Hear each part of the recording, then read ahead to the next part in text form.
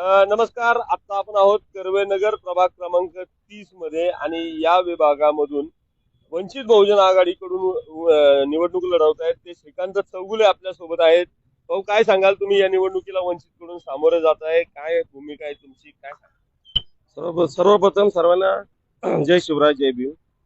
मी एक भटक्या जमातीतून येतो, वडार समाजातून, आणि गेले 3 वर्ष झालं वंचितचं काम करतो. आमचा समाज असा की भटकंती समाज हा, जिथे ज्या गावाला काम मिळेल त्या गावाला जायचं. आमचा समाज इथं आला, वडिलांचा जन्म इथला, माझा इथला. नंतर काही स्वर्गवासी लोक होते इथले, मराठे असतील, नानासाहेब बराटे असतील, काशीनाथ बराटे असतील, रघुनाथ पेंगशे असतील, पंढरीनाथ पेंगशे असतील, सुधाकर बराटे असतील. या लोकांनी एक वडार समाजाला टेक दिली, इथं आधार दिला. इथं वर खान खान व्यवसाय करायचे ती लोक सगळे. त्याच्यानंतर आम्हाला इथं टेक भेटल्यानंतर त्या सर्व ग्रामस्थांचं मी आभार मानतो त्याबद्दल. त्याच्यानंतर आम्ही इथं आई वडिलांनी माझ्या कष्ट केले, आम्हाला शिकवलं, आणि आज 3 वर्ष झालं साहेबांचं काम करतोय. त्याची पावती म्हणून साहेबांनी मला 1 रुपया न देता तिकीट दिलंय. दुसरी गोष्ट, तुम्ही बाकीचे बघताय तुम्ही काय चाललंय ते, की तिकिटासाठी भांडणं, मारामाऱ्या, पर जीव गेलेत लोकांचे. सोलापूर सारख्या ठिकाणी एका दलित समाजाच्या पोराचं हत्या झाली मागं घेतलं नाही म्हणून. आज माझे मार्गदर्शक अनिल अण्णा जाधव, वडार समाजाचे राज्याचे नेते आहेत, त्यांच्या मार्गदर्शनाखाली मी निवडणूक लढतोय. राहिला दुसरा विषय, आमच्या इथं वडार समाजाची घरं आहेत. एसआरए मध्ये सर्वांना काढायचे, पण साहेबांचं असं चाललंय की एसआरए मध्ये ज्या लोकांचं घर आहे त्यांना न्याय भेटला पाहिजे.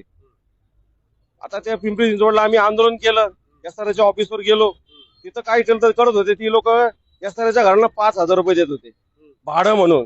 तर साहेबांनी तिथं जाऊन आंदोलन केल्यानंतर 15,000 त्यांना भाडं झालं. 300 स्क्वेअर फूटचं घर 550 स्क्वेअर फूट झालं. अशा पद्धतीने गरिबांना न्याय मिळवून दिला साहेबांनी. तसंच आमची मागणी साहेबांकडेच असेल की बाबा हे आमची वस्ती जाता कामा नये, आम्ही भटके आहेत, आम्हाला घरं नाही आहेत, पण आमच्या इथं ठेक बसले ना, इथंच आम्हाला ठेक पाहिजे. हे आमची प्रमुख मागणी असणार आहे. तर मी सर्वांना विनंती केलेली माझ्या वडार बांधवांना की मला प्रचंड बहुमताने निवडून द्या, मी तुमची कामं करेन, साहेबांपर्यंत तुमचे सगळे प्रश्न पोहोचवेन.